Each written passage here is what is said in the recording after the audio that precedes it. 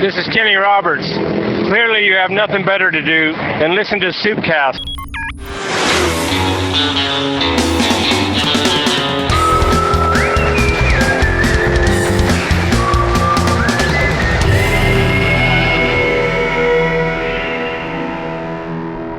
Welcome to the surface of Superbike Planet. The SuperbikePlanet.com podcast, Soupkast, is brought to you by American Honda. Hi, and welcome to the first edition of the Superbike Planet podcast, which we affectionately call the Soupkast. We hope to produce one of these about every 2 weeks or so in the 2006 season and include a variety of really decent audio for you to listen to on your iPod or car CD player. We've never really written for the ear, as it might be called, so let's just agree we're all going to be ramping up here for a big learning experience and have trust in the racing gods, if you will. For this, the first podcast, we have some nice content to port into your ears, including a brief interview with Daytona 200 winner Jake Zemke, some talk about the 2005 Ducati Multistrata that's in the garage, converse with former world champion Kevin Schwantz about Max Biaggi's 2005 slide into oblivion, chew the fat with Miguel Duhamel's crew chief Al Ludington about the setup of the Duhamel CBR 600RR Daytona bike, and talk about the new Valentino Rossi autobiography that has now been published in the U.S. We'll also touch on the recent Superbike test in Northern California, Matt Mladen's move, and other things. First up is an interview Soup had with Honda factory rider Jake Zemke after the first day of practice at Daytona. Zemke, who etched his name in the immortal list of Daytona 200 winners this year, is possibly the biggest motorcycle enthusiast in the paddock outside of the Hayden family. As anyone who knows him knows, trying to reach Jake during daylight hours on any day is nearly impossible, as he's always riding. He rides every day, and on the weekends, he and his friends load up their bikes and go riding, somewhere not near their homes. Thus, it was good to see Jake win the biggest race in the U.S. and get his name slotted in beside those of Dick Mann, Scott Russell, and others who would, although they do get paid to ride, or did get paid to ride, would probably do it for free because they love racing and motorcycles so much. We found Jake in the Honda team transporter, and just as I sat down on the couch, he grabbed something off the cushion and stuffed it into his gear bag quickly. The item was the sweaty, grimy underwear he'd been wearing all day at the track. Ugh. So that's how this interview started, with me seeing Jake's, well, colorful underwear. Here we go. Smell those. No, I don't want to. I don't want to touch it. Have some. Thanks. There's it was all right today. We went forward with the big bike in the afternoon, and we went backwards on the little bike. But that just happens sometimes. You know, the little bike, I went to go out, and the thing wasn't coming up to temperature hot enough, so I had to come in. We had to put some tape on the radiator, and then we've been trying a radio system, and the earplugs really didn't work out for me so well, and so I had to come in and take all that stuff off, and then I went get ready to go back out, and then the exhaust pipe hanger broke, so then they had to fix that, and so I basically got 3 timed laps in the whole session that were decent. So so that's just what it is, and I can't believe how many guys they got out on the track right now. It's like 68 guys in Formula Extreme, so traffic's definitely an issue out there right now for sure. But the big bike, though, I'm definitely encouraged. You know, we got to run some decent times this afternoon, and things are definitely getting better. Cool. What's going on big bike wise? I mean, do you have an A bike that this is the bike? No. Still like 2 bikes, and there's like a fork in the road somewhere, and you're gonna have to take one of them. Yeah, we've actually, my side of the team, we've always used 2 bikes. I know Miguel likes to get 1 bike, and that's kind of his A bike, and then he has a base setup on that one, and then he tries different stuff on the other bike. On our side, we kind of just throw shit at both bikes and use them both, and just especially when we're searching, you know. And right now, I've spent almost all my time exclusively on 1 bike this weekend, just trying to get us to the point we're at now, where we've got something that's looks like it'll be pretty competitive. Are you searching? Are you searching for a tire? Are you searching for a direction? Or No, I wouldn't say so much searching. We're just trying to tune things in at this point. I mean, we've got a pretty good idea and a pretty good direction. It's just getting all the little bugs worked out. Just getting. Mostly been working. We didn't even touch the rear once today. I mean, I've exclusively just worked on the front end, just trying to get the right feel out of it. And that's, I mean, you hear it over and over again. That's what everyone's searching for, is that right feel out of the front end. And I mean, when you got it, it's awesome, and that's when the bike works. I mean, you can do good things with it, and when you don't have it, you don't even feel like you want to be out there, really, because it's a struggle. Clearly better than last year, what you guys run through last year here at Daytona. Yeah, definitely. I mean, I'd have to look back at the qualifying times, but I think qualifying I did at 44 or something. Yeah. I was quicker on the little bike. I remember last year I was quicker on the little bike than I was on the big bike, and yeah, we're definitely happy with the direction things are going with the big bike, and things are looking good. Cool. King Kenny Roberts was at Daytona this year, and although I tried to badger him via email into joining me for coffee on Friday morning for an extended chat, Kevin Cameron did instead. I did have a chance to talk with him in the paddock after American Honda had their press conference regarding the Team Roberts effort in 2006. Roberts is one of my heroes, and is a hero to anyone who knows anything about the history of motorcycle racing. It's hard to explain to a new American enthusiast the impact that Roberts had on Grand Prix racing and motorcycle racing in America when he left the US to race GP in Europe in the 70s. If the fact that he won 3 world championships in a row isn't enough to convince you, then the fact that Sports Illustrated, Playboy, Life, Penthouse, and many other magazines of the era thought enough of Roberts to follow his exploits. When I had Roberts alone, finally, I asked him the question seemingly everyone wants to know the answer to. What is happening with his son, Curtis? Curtis finished the 2005 season by racing GP for his dad on the old Team Roberts GP bike, and he pretty much hasn't been heard from since. Although there is a reoccurring rumor that says Curtis will be riding for Team Emgo Suzuki this year. Kenny simply said that he had no idea what Curtis was up to in terms of racing this year, and that he was as clueless as everyone else as to why Curtis wasn't riding something. And those of you in the listening audience that are parents will know what I'm saying when I say it after KR spoke about Curtis. He lifted his hand slightly, shook his head, and shrugged his shoulders. That is known as the mystified parent response. Which is to say, sure, I had a hand in making him, but I have no idea why he's not doing or doing whatever he's not doing or doing now. Max Biaggi's 2005 season was either amusing or painful to watch, depending on your perspective. Amusing if you can't be counted as a Biaggi fan, because Max's results in 2005, when he was the lead rider on the factory Honda MotoGP team, to put it succinctly, sucked. Max finally had the factory RC211V, and he had Irv Kanemoto as his crew chief, so it was time for all the excuses to come to an end for Max to fulfill his destiny as the man who could beat Valentino Rossi, if only. And if you're actually a fan of Max Biaggi, and if you go to Max's website, there's pictures of his fans on there, which never ceases to amaze me. Then it was painful because, as stated, Max sucked in a big way last year. Max is the archetypical old-school Italian rider in my eyes, where racing is deeply personal and rivals are there not just to be defeated, but possibly maimed under the right conditions. I'll tell a short story that illustrates a bit about Italians and their relationship with racing. In the late 1990s, Larry Pegram was riding for Araldo Ferracci's Ducati team here in the US. One day, Ferracci, the old-world patriarch of Ducati racing, noticed Pegram was nowhere to be found at Mid-Ohio. This was well before cell phones were everywhere, so he couldn't reach him. Pegram walked into the Ferracci tent an hour or so later, and Ferracci called him over with his usual blunt gesture. "You, come here," Ferracci said.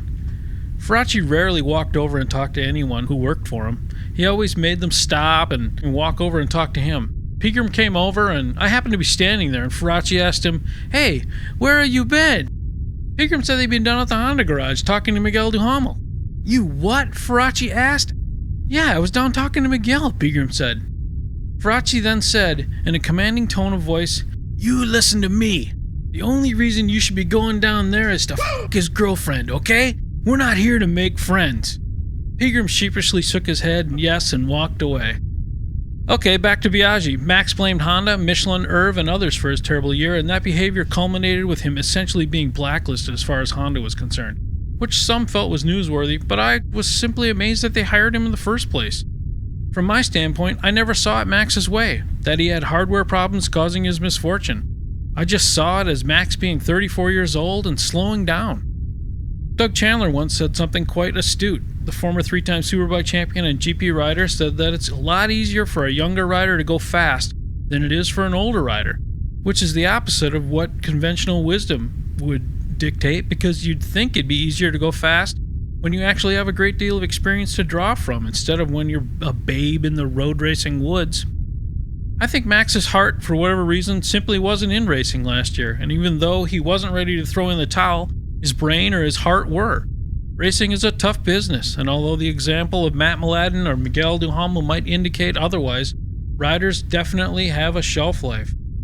So while at Daytona I had a few minutes to spare, so I sat down with 1993 world champion Kevin Schwantz to talk specifically about Biaggi and the fact that if you're a rider and your heart isn't in racing, it's not something you can fake for long. You were around him for 10 years. What's he like? Is he as bad as people say? Can he be as bad as people say? You know, he's never done anything to me. He's never been a person like is portrayed in the press sometimes. But you know, he's a racer. You know, we got good days and we got bad days, and you know, he's always seemed different.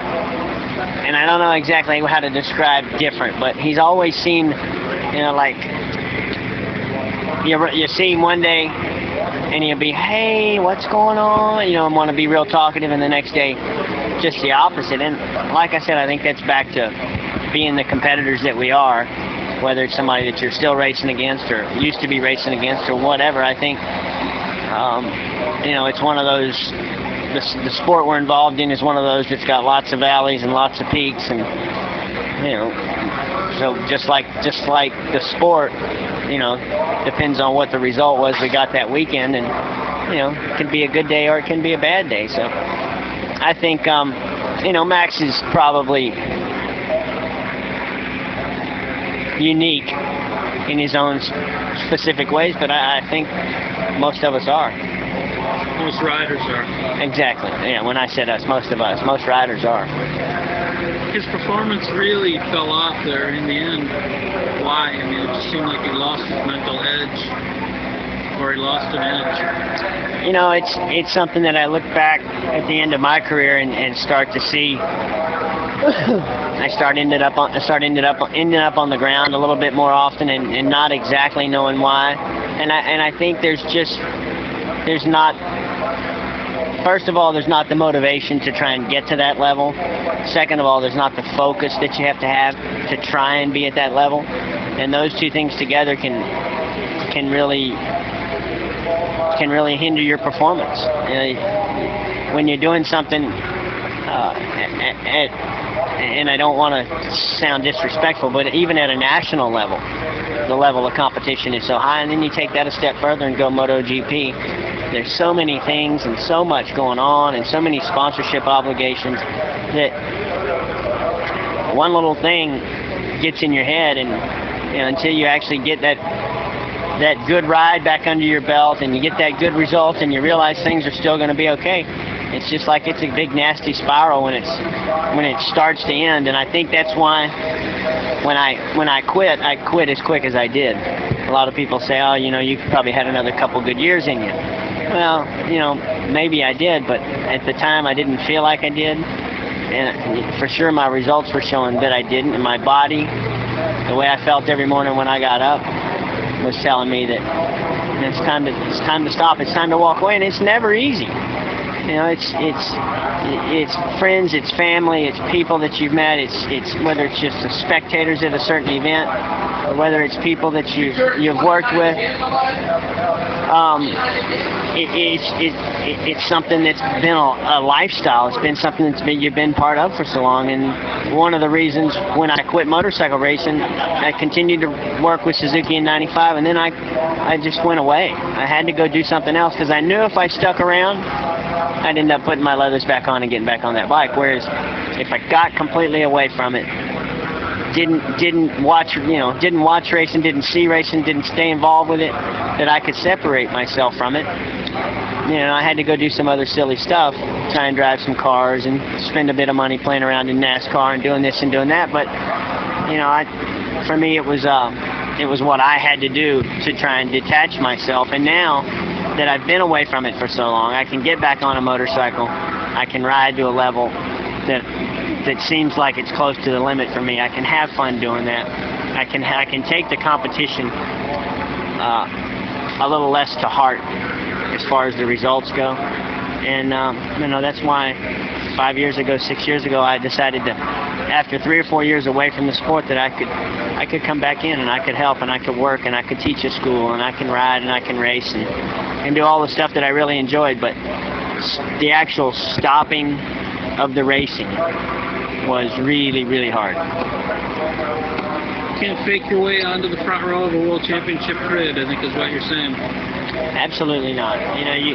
You may, and you may fake your way there, but you're not going to fake your way into a result, and you're not going to fake your way into any consistency. And, Max has been doing it for, I don't even know how long his career span. 91 or something. Yeah. I mean, he got on a 500, 94, 95, whenever he beat doing that first. So, he'd been riding 500s for 10 years. Yeah. And 250s before that. So, he's had a great career. Hadn't beat himself up too bad, and I'm sure whatever he chooses to do, whether it's go race some superbike stuff or just completely stop altogether, I'm sure he'll be successful at it. And for this week's sign of the end of the world, we pick, drum roll please, the finish of the Daytona 200. Not the winner, mind you. Jake Zemke did finish first, but the entire finish after the discombobulated use of the pace car by the AMA during the race. In case you were off planet during the week of the 200, the AMA stuck the pace car out in the 200 at the wrong moment, effectively splitting the running order of the 200 and essentially marring what would have been a race for the ages for the final 2 podium spots, or maybe more. And then later they legitimized their gaffe by saying the finishers were essentially in the same spot they were at the checkers as they were before they brought out the pace car. Does that make sense to anyone? By the time you hear this, Ducati should have already sent a truck up here to pick up the 2005 Multistrata DS that they let me test last fall. I spent most of the summer riding a 999S and really loved that bike and was somewhat disappointed by the Multistrata, but admittedly I didn't spend enough time on the bike to get a decent feel. And assuredly, any bike following the 999 in my garage will be like a band climbing on the stage after the Beatles finish a set. Pretty tough. Like the 999, you have to get past the controversial styling of the Multistrata in order to see it for what it is. The styling is sort of like a Dodge Ram truck, which works really well for some and doesn't work at all for others. As a daily ride motorcycle, the Multistrata is a decent mount. It could easily be your only bike if you don't have the garage space for more than one bike. It has adequate power and it stops well. I found the seating position good enough for several hours in the saddle, and it gets decent mileage. According to writer Evan Williams, who's a bit of a Ducati nut, the way to really transform the Multistrata DS in terms of acceleration and power band is to drop the gearing a bit. I didn't have a chance to try this before the snow set in, but in thinking about it later, it did seem to make sense.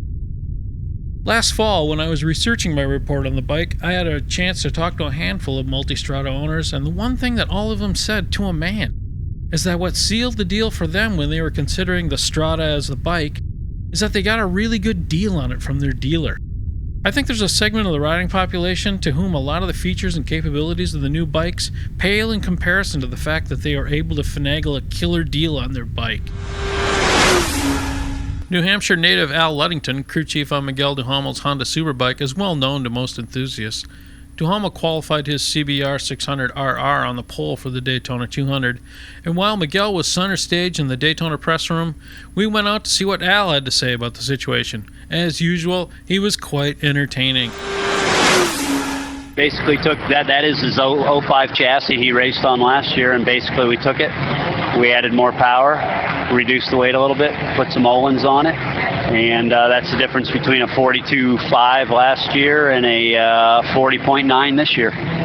So it's a bike he's very familiar with and very comfortable on, and he knows exactly what it does when he pushes it to the limit. But he was really, really happy with how the Öhlins feels when he's riding it down the edge. And he said when he was making his transitions through the infield, he was picking up the throttle before he had the bike flipped over to the other side, and he said it was just unbelievable.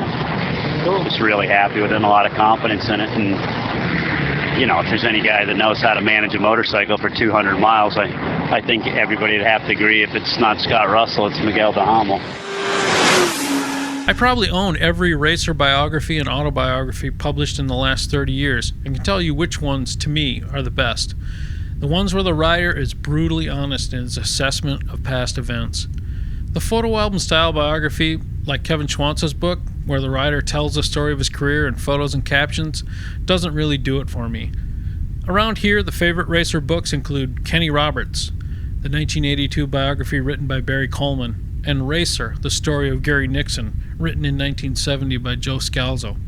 Neither one has aged very well. The Roberts book, in fact, might be better as a device used to inflict headaches on people. The pacing of the book is maddening than as an actual reference book or good read. There have been some decent books penned by writers since then. Carl Fogarty's books come to mind, but it's been fairly slim pickings until now. As a fan of the genre, I was quite pleased to learn last week that a U.S. publisher has scooped up the rights to Valentino Rossi's 2005 biography titled What If I Had Never Tried It? Or something like that. I read a UK version of the book last month and was completely seduced by Rossi's version of events in his life and really hoped that a U.S. firm would buy the rights to publish the book here. I think it's the very best racer biography ever published, and I'm not saying that because we'll probably be selling the book on the site. Rossi is a fascinating rider and probably the best rider in the history of man. You might expect his autobiography to be some ghost-written, glad-handing book where all he does is thank his sponsors, but those expectations would be wrong. The Rossi book is revealing of just what a special little man the lanky Italian wonder kid is, and exactly how spiritual and cerebral his approach to racing is. Much of what he discusses surrounds his change from Honda to Yamaha and why he did it. Along the way, he tells some great stories. Like one of his first meetings with Yamaha happened in the middle of the night underneath a table in the clinic in the MotoGP paddock. And he shows himself to be a massive race fan. He writes of talking to his motorcycle and how he prepares for racing. I won't spoil it by saying anything more, but anyone who considers themselves to be a bike racing fan will enjoy the Rossi book. News bits. Six-time Superbike champion Matt Mladen left the cold Sears Point test last week early, saying that there was nothing to be learned when conditions won't allow you to ride within a second and a half of the pace. Nearly the rest of the Superbike paddock was there and stayed on. Neil Hodgson recorded the fastest time. Even though, as one wag on the scene put it, none of the riders looked like they wanted to be there. Maybe Matt would have rather been flying. Mladen's love affair with flying continues. Some days he might spend more hours in the sky than walking on the ground. He's going to be moving his brood closer to the Chino airport soon, so he can basically be at the airport within a few minutes of leaving his house. This weekend, the MotoGP opener happens, and whereby all questions will be answered. Or they'll be answered for a few hours anyway. It's certainly building up to be an interesting season in MotoGP, with Rossi and Yamaha struggling slightly with a ghostly vibration coming and going from the M1 package. Honda looking slightly diffused with a host of riders who can go fast, but none of them as yet lapping at the top spot in the order. Ducati looks to have the strongest package for all-out ultra-fast times, but it'll be interesting to see if they can string enough of them together to win races in 2006. Ducati certainly outthought themselves last year in MotoGP and has a bunch of ground to make up leading to the top spot of the podium. It's interesting to speculate on which of their riders, Loris Capirossi or Sete Gibernau, is the lead rider right now. Gibernau's inter-team nickname is Hollywood, I'm told, so maybe that helps answer the question. And that'll do it for the first Soupkast. We hope that you enjoyed what you heard and weren't put to sleep while operating heavy machinery by doing so. We close with a snip of Soup engineer Phil Fuson's entertaining tune about racing at the Isle of Man. See you next time, Soup Army type people.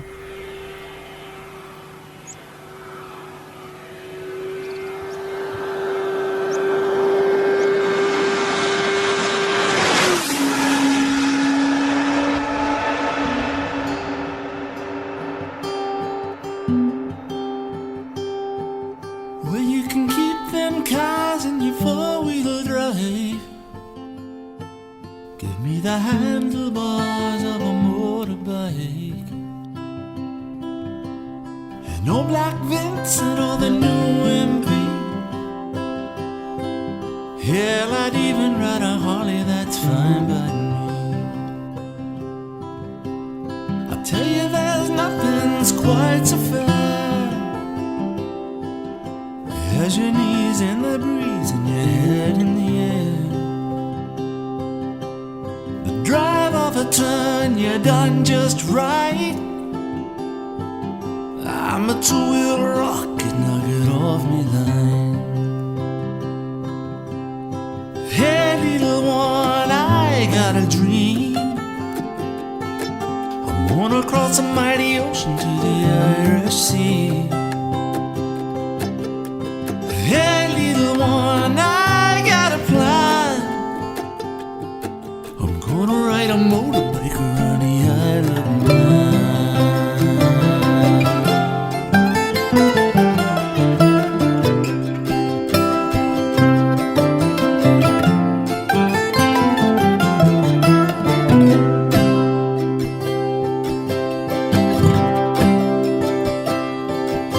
Well, my cousin lit the fire back in '65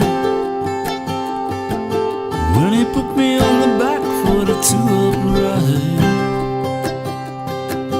That was it for me, I could show you the sky from a BSA 50 called the Royal Star. Now there's steel and chrome and wheels that shine.